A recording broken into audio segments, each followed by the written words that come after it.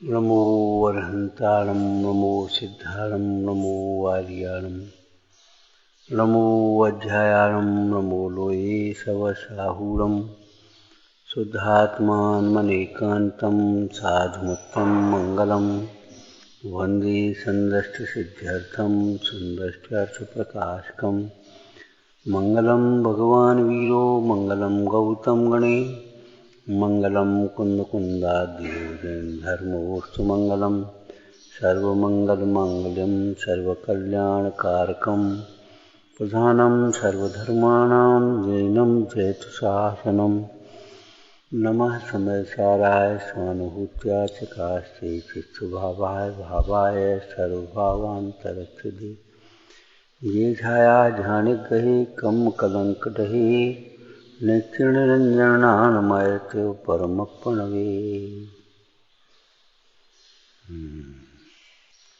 कृतकारितानुमननय त्रिकालविषयं मनोवचन काय परिहृत कर्म सर्वं परमं निष्कर्ममवलम्बे।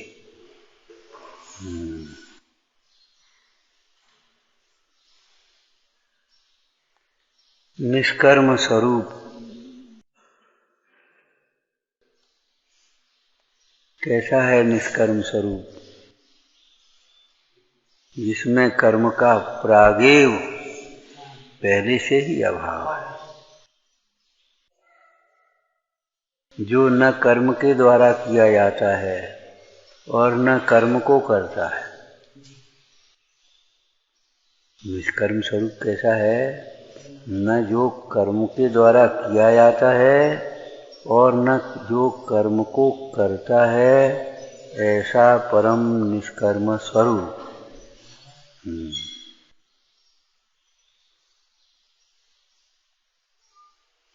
वही अवलंबन करने योग्य है।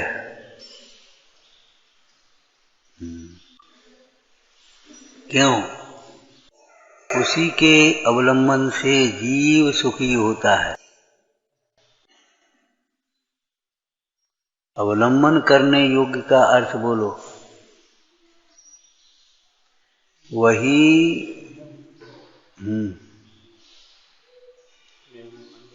हाँ, बहुत सुंदर। वही अपना कहने लायक है, अपना मानने लायक है। वही मैं हूं ऐसा अनुभवने लायक।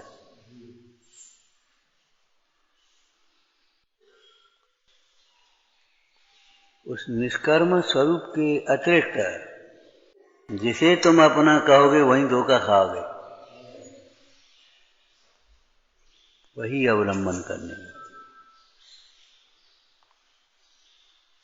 वह निष्कर्म स्वरूप आत्मा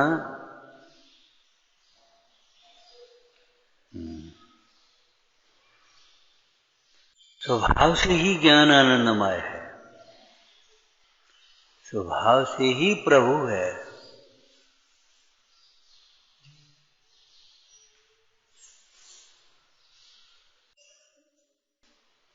वह आत्मस्वरूप जब स्वभाव से प्रभु है तो उसमें अपनत्व करने वाले को प्रभुता क्यों नहीं मिलेगी? दृष्टांत, जो राजा है उसे वरण करने वाले महारानी कैसे नहीं होगी?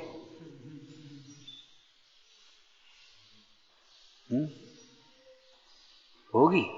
नहीं होगी। जो राजा है उसे वरण करने वाली रानी होगी।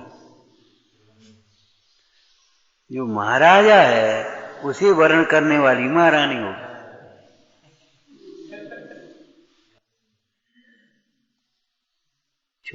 छोटा राजा हो, एक ग्रामपति जो हो, उसको वर्ण करने वाली विचार करो, छखंड की साम्राज्ञी कैसे होगी? जो राजा है उसे वर्ण करने वाली स्त्री रानी कैसे नहीं होगी? जो पर है उसे वर्ण करने वाली स्त्री, उसमें रमने वाली स्त्री व्यभिचारिणी कैसे नहीं होगी? निंद कैसे नहीं होगी? जो पर है, पर पुरुष, एक और खुलासा कर दो, जो पर पुरुष है, उसे चाहने वाली, उसमें रमने वाली स्त्री व्यभिचारिणी कैसे नहीं होगी? निंद कैसे नहीं होगी? अनाथ कैसे नहीं होगी? अनाथ तो समझते हो, जब तक वो कुशील के प्रसंग में लिखा ना, जब तक स्त्री का रूप है, यौवन है, उसे लूटने वाले बहुत हैं। और वह अपने पति से विमुख होकर चाहे जिसका आश्रय करे, जब उसको उस पापों का उदय आए, शरीर में उगे, अब कौन पूछेगा?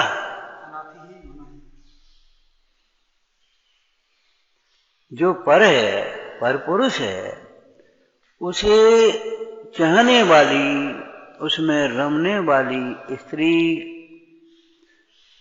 व्यभिचारिणी कैसे नहीं होगी? निंद कैसे नहीं होगी? दुखी कैसे नहीं होगी? बोलो, होगी ही होगी। और दृष्टांत बोलो। जो परद्रव्य है, उसे अपना मानने वाला, उसे चुराने वाला, उसे भोगने वाला व्यक्ति चोर कैसे नहीं होगा? अपराधी कैसे नहीं होगा? पराई जमीन हो चाहे पराई की वस्तु हो, उस पराई वस्तु को चुरा लेने वाला, अपना मान लेने वाला, उस पर लौकिक भाषा में कहें तो कब्जा कर लेने वाला, अधिकार समझने वाला अपराधी कैसे नहीं होगा?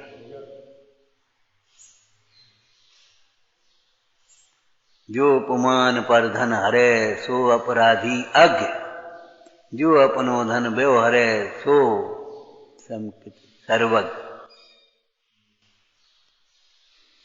एक शब्द बीच में भूल गए, उसमें दोबारा समय सार नाटक में कहा, जो पराये धन को अपना माने, उसी में अधिकार समझे, वो अपराधी कैसे नहीं होगा?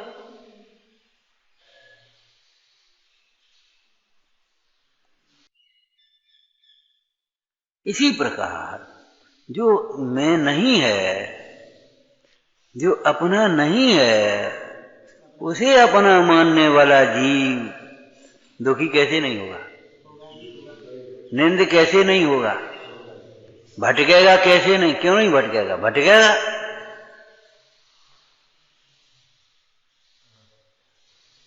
जहां हम जाते हैं वहीं से हमको भगा देते हैं। तो तुम अपने घर में क्यों नहीं रहते? हम जहां बैठे वहीं से उठा देते हैं। तुम अपनी सीट पर क्यों नहीं बैठते? हम जो उठाते हैं सो उसी को हमसे छीन लेते हैं। हमको भाई तुम अपनी वस्तु ले ना।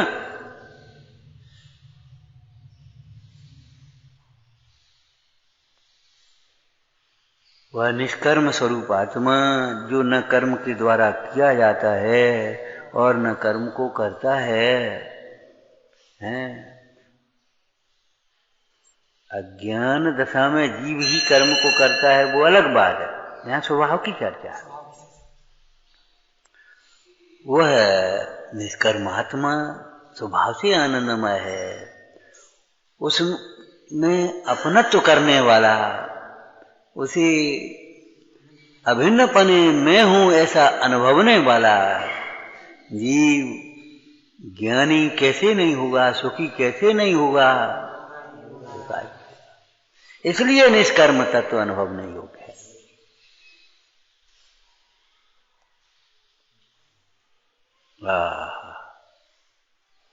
बीमारी में कड़वी दवाई क्यों पीने लायक? यही हमारे रोग का निवारण करने वाला है, यही हमें स्वास्थ्य करने वाली है। लड्डू क्यों नहीं खाने लायक? जो अच्छा लगता है सो नहीं खाने लायक, क्योंकि वह हमारे रोग को बढ़ाने वाला है।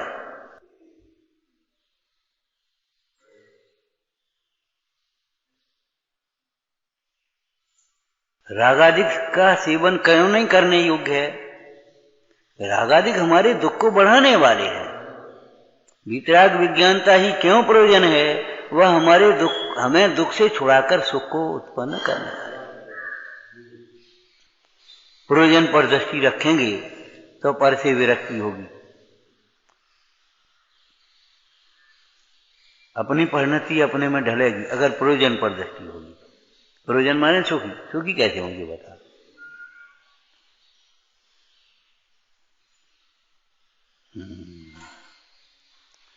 परमार्थ निष्कर्म स्वरूप आत्मा ही अवलंबन करने योग्य है। आचार्य भगवान कहते हैं परम निष्कर्म अवलंबन। मैं उस परम निष्कर्म तत्व का अवलंबन करता हूं। काय के लिए? निष्कर्म दशा की प्राप्ति के लिए। कैसी है निष्कर्म दशा? जो परम आनंदमय है, प्रभुतामय है। सब पूजते इसलिए प्रभुता नहीं, किसी के पूजा की जरूरत नहीं है, ऐसी प्रभुता।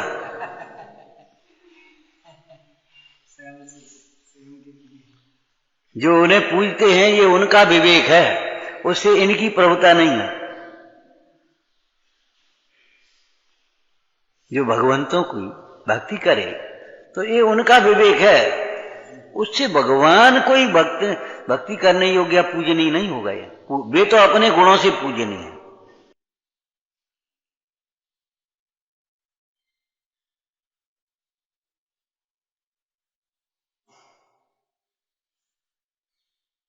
ये परमार्थ हो गया व्यवहार। वे निष्कर्म परमेश्वर, वे निष्कर्म दशा को प्राप्त परमेश्वर, वे ही ध्यान करने योग्य हैं। व्यवहार हो गया। वे ही श्रद्धान करने योग्य हैं, विश्व में विश्वास करने लायक हैं। वही जिनवाणी सुनने लायक है, विचारने लायक है, समझने लायक है, एकाग्र। कैसी है जिनवाणी? जो परम निष्कर्म तत्व को बताती है।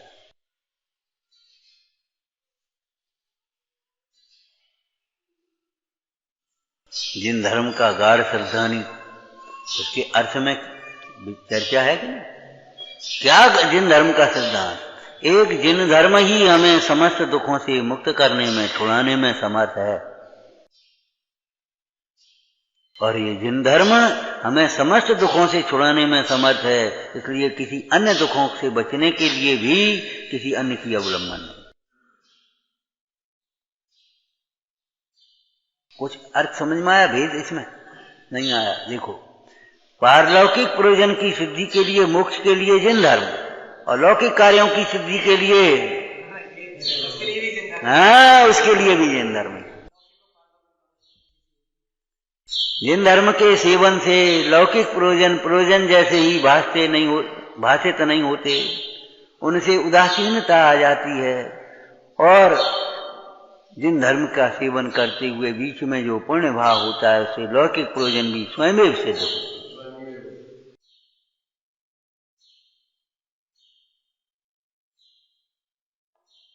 पहले नंबर पर ये लाने, और वह धर्म कठिन नहीं है, वह हमारा स्वभाव ही है। वह धर्म वस्तु का स्वभाव ही है। वह कृत्रिम नहीं है, स्वाभाविक है, ओरिजिनल, नकली नहीं है, कृत्रिम नहीं है। वह जिन धर्म कोई देह की क्रिया या कुल की क्रिया नहीं है, कुलाचार नहीं है। कुल को आचारता है, मूर्ख धर्म कहें, पंडित धर्म कहें, वस्तु के स्वभाव। वह जिन धर्म कोई कुलाचार, कुल की क्रिया नहीं है, कुल से परंपरा से चली आई क्रिया। वह कोई देह की क्रिया नहीं है। वह कोई थोड़े से पराश्रित दुर्विकल्प नहीं है। उनका नाम धर्म नहीं है, वस्तु स्वभाव। अपने को आप रूप अनुभव करना, ये धर्म है। अपना स्वभाव धर्म त्रैकालिक धर्म हो गया, और जो दुख से छुड़ाता है वह आत्मा का अनुभवन करना, ये धर्म है। अपने को आप रूप अनुभवना।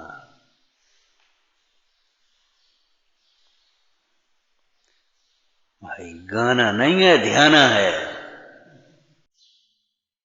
गाना नहीं है, ध्यान है। वह मात्र गेय नहीं है। गेय गा में गा पे एक ही माता, गेय माने गाने योग। वह ज्ञेय है, क्षेत्र ज्ञान, जानने योग्य है। वह श्रद्धेय है, श्रद्धा करने योग्य है। वह ध्येय है, वह है मात्र ज्ञेय नहीं, ज्ञेय भी वही है। क्या कहा? हाँ, नहीं नहीं, ज्ञेय भी वही है, गाने योग्य भी वही है। जब गाओ तो भी वही गा, सुनने योग्य भी वही है, सुनाने योग्य भी वही है, समझने योग्य भी वही है, विचारने का योग्य, व्यवहार लायक भी वही है।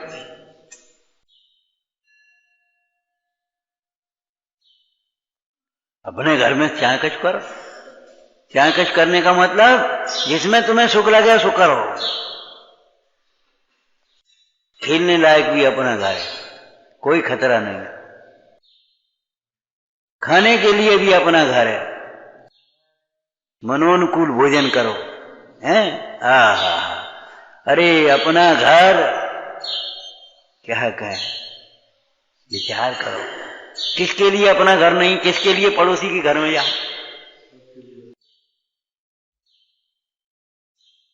क्यों भाई?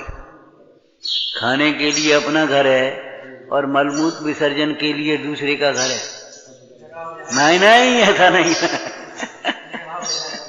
नहाने के लिए भी अपना घर है, सोने के लिए भी अपना घर है, बैठने के लिए भी अपना घर है, धूप लेने के लिए भी अपना घर है, ऊपर चले आओ। छाया के लिए भी अपना घर है, नीचे चले आओ। सर्वार्थ सिद्धात्मतया विधत्ते। पूछने लायक भी शुद्धात्मा, समझने सुनाने लायक भी शुद्धात्मा, समझने लायक भी शुद्धात्मा, भाने लायक भी शुद्धात्मा, विश्वास लायक भी शुद्धात्मा, एकाग्र होकर के जानने लायक भी शुद्धात्मा, और रम जाने लायक भी।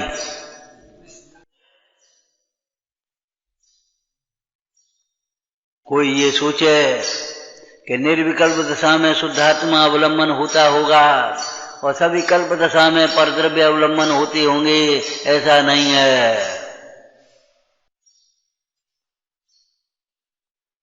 क्या बोलो? सविकल्प दशा में भी शुद्धात्मा ही अवलंबन होता है, वो परोक्ष रूप से होता है। किस तरह से? दृष्टांत बोलो, प्रसिद्ध दृष्टांत ही बोलो।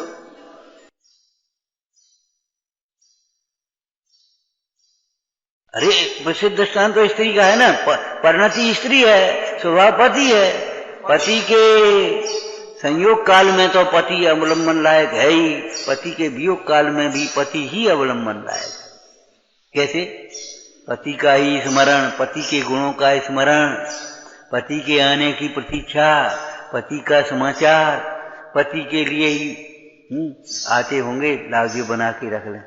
जी भैया तुम जा रहे, जी लेते जाना, दे देना। माने सारा समर्पण काय के लिए है उसका? उसी के फोटो को निहार रही है, उसी की तैयारी में लगी है, उसी की भावना। कवे आए? कहे बेटा कवे आए गए? बेटा से मतलब थोड़ी उसे।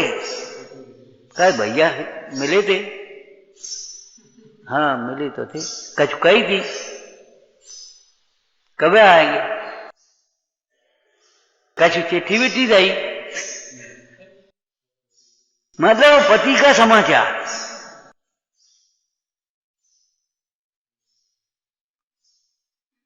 ऐसे परोक्ष रूप में भी जब सविकल्प दशा में भी शुद्धात्मा को दर्शाने वाले सिद्ध भगवान, अनंत भगवान, आचार्य उपाध्याय, साधु महाराज, जिनवाणी, यही तो है। बता अच्छा, अब इनमें से क्या सुनने लायक है? जिनवाणी से क्या सुनने लायक है? जिनवाणी से ये सुनने लायक है मैं शुद्धात्मा। जिनवाणी से ये सुनने लायक है शुद्धात्मा की विराधना दुख का कारण है, शुद्धात्मा की आराधना से सुखी होता है।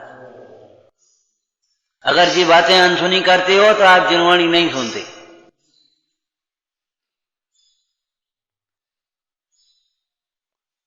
वह शुद्धात्मा विनय करने योग्य है। अगर नहीं सुनते तो अनसुनी कर रहे हो, बिल्कुल अनसुनी करते हो। जो नहीं आते भी नहीं सुनते उनकी बात अलग है। आप भ्रम में मत रहना, हम तो रोज सुनते हैं, हम तो 2 टाइम सुनते हैं, बिल्कुल अनसुनी करते हो। एक बार सुने तो काम बन जाएगा। अनादिकाल से काम भोग बंधन की कथा सुनी है, परिचित है, अनुभूत है। एकत्र भक्त आत्मा की कथा सुनी नहीं तो समोषण में गए, सुनी नहीं, पहले कभी सुनी नहीं होगी। ऐसे सुनने को सुनना नहीं कहते, सुनी और चुप अपने चले और अपने काम में लग गए। उसके ऊपर तेरा विचार नहीं चले, उसके सन्मुख प्रवृत्ति न हो गए, उसे प्रत्यक्ष देखने का कौतूहल नहीं हो जाए तो काय की सुनी? तुमने सुनी? आज वहां सर्कस आएगो हाट में, देखने का मन नहीं चले तो का सुनी?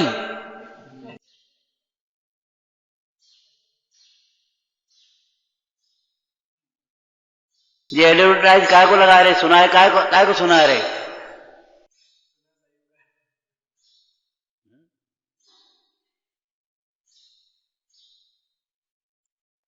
आगम से प्रभु महिमा सुन प्रत्यक्ष लखों ऐसा मन हो, तुम ही जिनवर प्राण हमारे, तुम ही तो जीवन धन हो।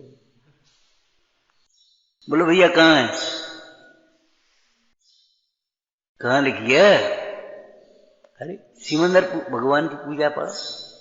आगम से प्रभु महिमा सुन प्रत्यक्ष लखों ऐसा मन हो, तुम ही जिनवर प्राण हमारे, तुम ही तो जीवन धन हो।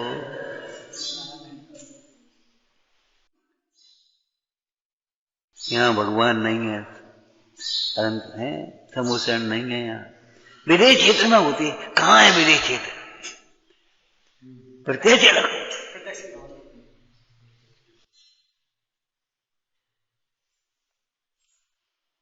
ऐसे ही शुद्धात्मा आगम से प्रभु महिमा सुन प्रत्यक्ष लखों ऐसा मन हो।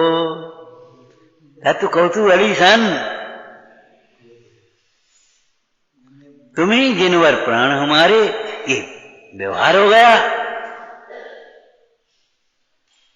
अशुद्ध चैतन्य स्वरूप आत्मा प्राण हमारा निश्चय हो गया।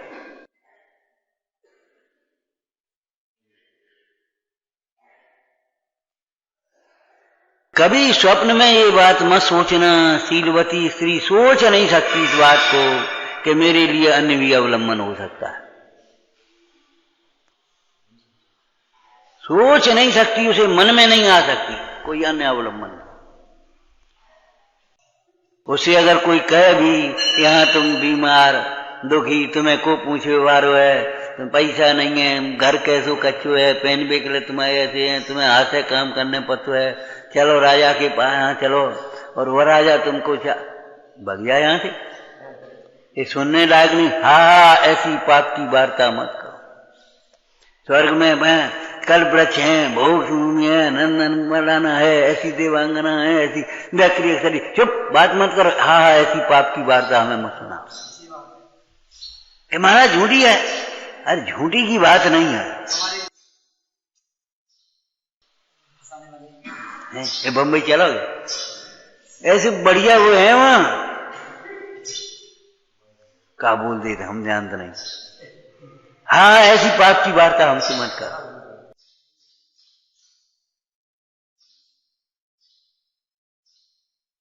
अगर चलने का अभी कोई विकल्प होगा तो काय के लिए? वहां सुंदर तीर्थ है, मंदिर है, बहुत सुंदर, साधर्मी हैं, बड़े जिज्ञासु हैं। अच्छा ठीक है, तो देखते हैं। वहां बड़ा जोहरी बाजार है, बहुत बड़ा चौबारी है, वहां इतने बड़े होटल हैं, इतने बड़े। अरे हाँ, ऐसी पाप की वार्ता हम विषय कसा पाप है।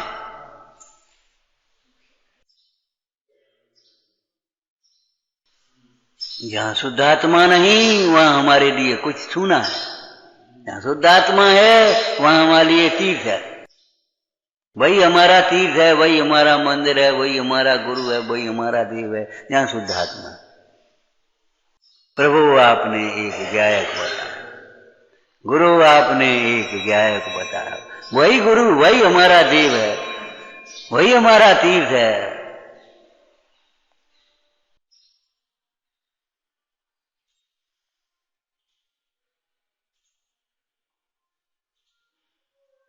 परम निष्कर्म तत्व अवलंबन करने योग्य है।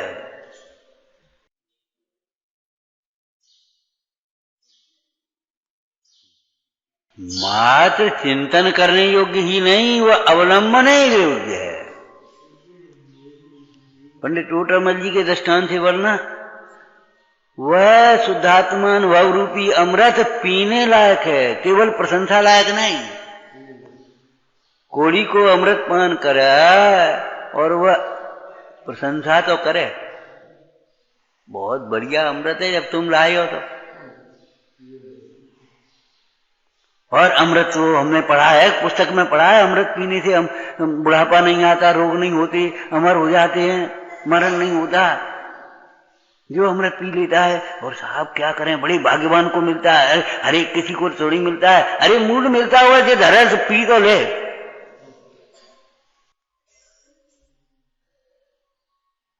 वह अमृत पान न करे, उसके अभाग की महिमा हमसे अभागा।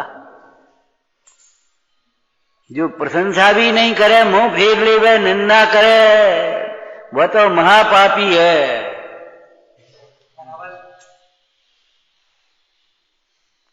नरक निगोद का पात्र है।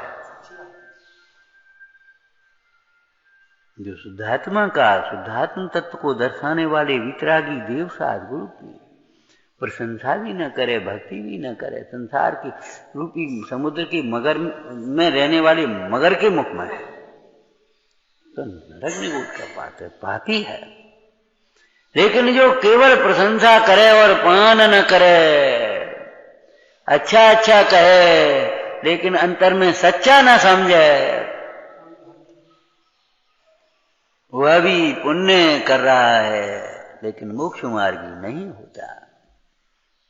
कहा था ना, जो अच्छा लगता है तो पुण्य होता है, जब सच्चा लगता है तो सम्यक तो होता है।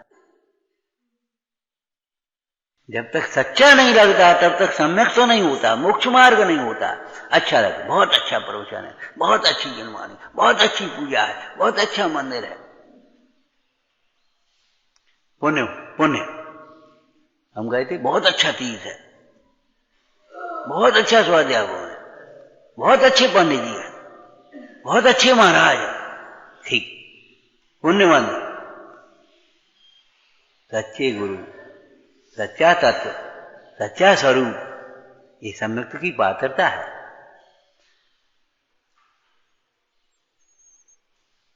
और स्वानुभव पूर्वक जब सच्चा भाषित होता है, सम्यक्त होता है। क्या कहा, निर्णय के बल से जब सच्चा भाषित होता है तब सम्यक्त का पात्र होता है, सम्यक्त के सन्मुख होता है।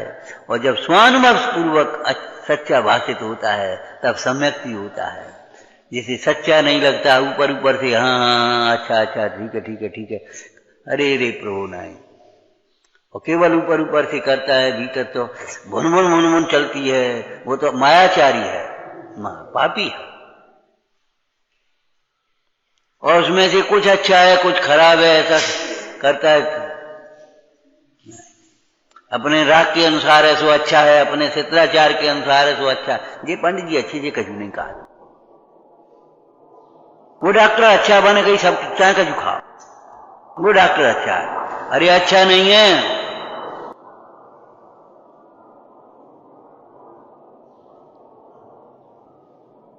तुझे होश है? शास्त्र का वचन बोलना, जो मुख से भला कहे और दोष न छुड़ाए सो गुरु भला नहीं। ताड़ना करके वो दोष छुड़ाए सो गुरु भला जानना चाहिए। जो ऐसे दवा करके भी पीव निकाल दे बस है पूरा ठीक है, वह वैद्य भला है। जो तुम्हारा मीठा मिष्ठान में रुचिकर भोजन भी छुड़ा करके तुम्हें स्वस्थ करे, वो वैद्य भला है। जो चाहे कुछ करो, चाहे कुछ खाओ पियो, और बस जरा सा रोक दवा, थोड़ी सी दवा देवे, थोड़ी देर को आराम मिल जाए, नशे की गोली दे देवे, नींद की गोली दे देवे, वह वैद्य भला नहीं है।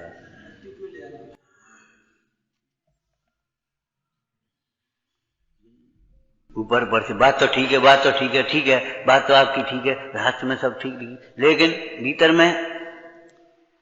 भीतर में लगता ही नहीं है। हमारी भूल है, हमारा दोष है, हमारा अपराध है। विचार करो, विचार करो।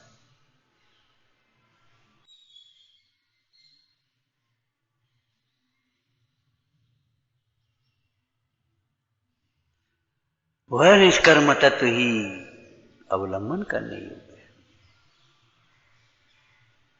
पुण्य पाप अधिकार में से बोलो, इसका अर्थ पुण्य पाप अधिकार में से बोलो।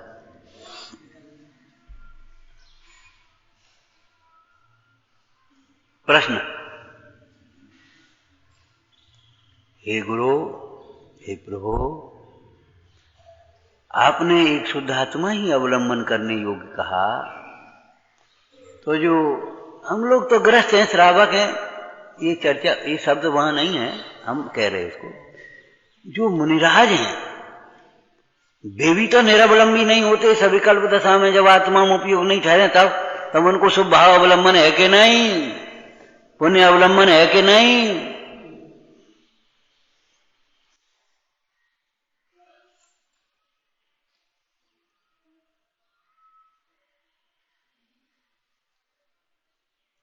प्रश्न आ गया कि नहीं आ गया? उत्तर,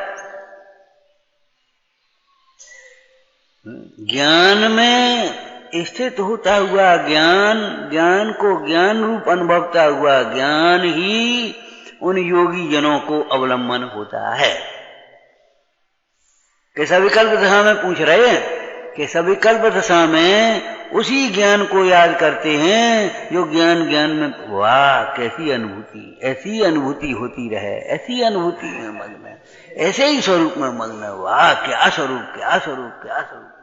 जैसे कोई व्यक्ति कोई सुहावना सपना देखे और आंख खुल जाए तो फिर आंख बंद करके वो भी देखना चाहता है।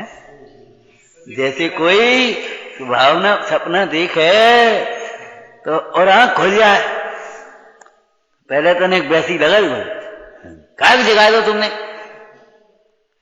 उसका तुम्हारी दृष्टांत माला में तो क्या दिया, वो घसियारा स्वप्न देखने लगा राजा का और उसने आकर के जगा दिया, देखो वो घास का गट्ठर भैंस चल रही है, ले खुरपी मारन को दौड़ा, ऐसा लिखा। आज तूने हमारी सबरी कर, क्या बढ़िया राजपद मिला, सपने में राजपद पाया, उठ मूरख रुदन मचाया।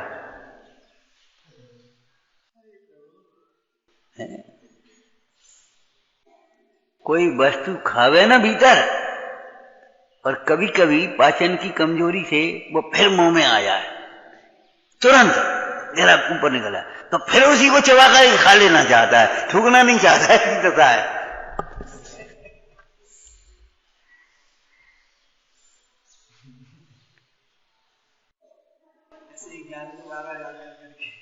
क्या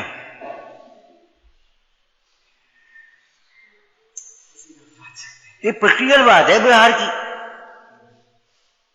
जबकि भाई मुंह में उगाल आ गई वो तो थूक दे, कैसे वाह।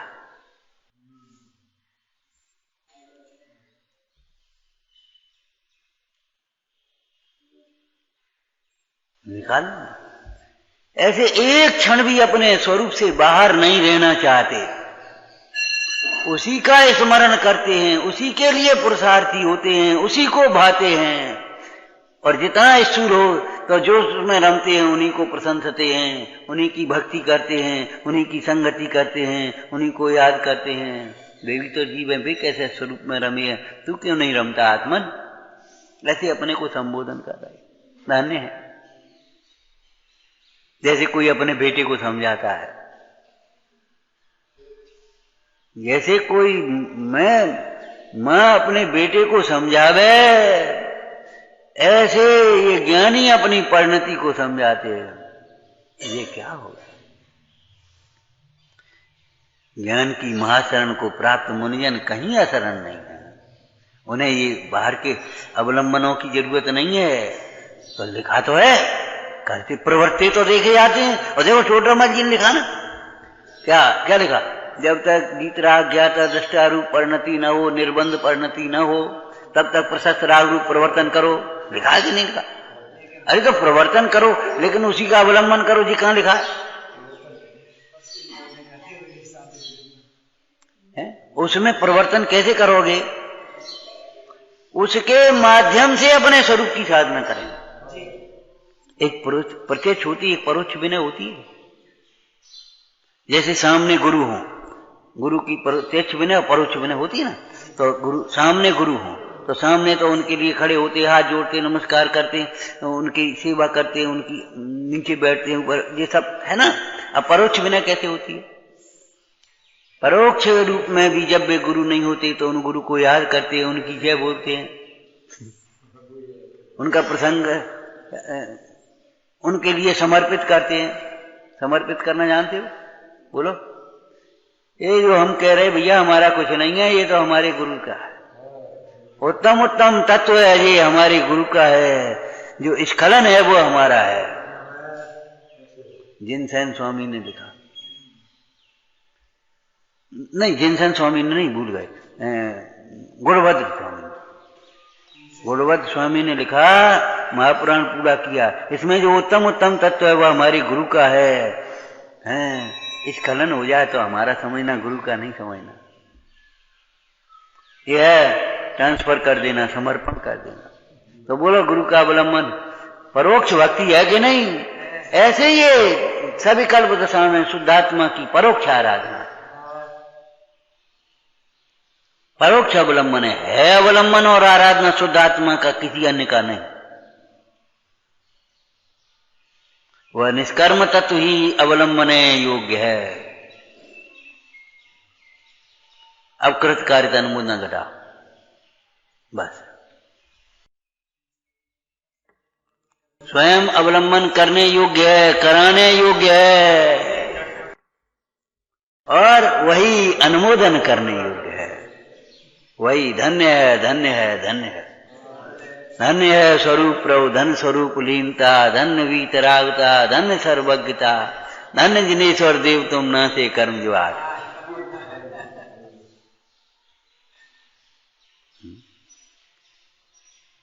विचार करो, तुम्हें अच्छे हैं, भक्ष्य भोजन करने लायक है, बढ़िया शुद्ध भोजन करने लायक है, और बाल बच्चों को क्या अवच खिलाने लायक है? क्यों? कौन माँ ऐसी होगी है? अपन तो वो शुद्ध भोजन करे और बढ़िया शुद्ध घी खाए, और बच्चों को जिन्हें डाल दे, बाल बच्चन को डाल दे।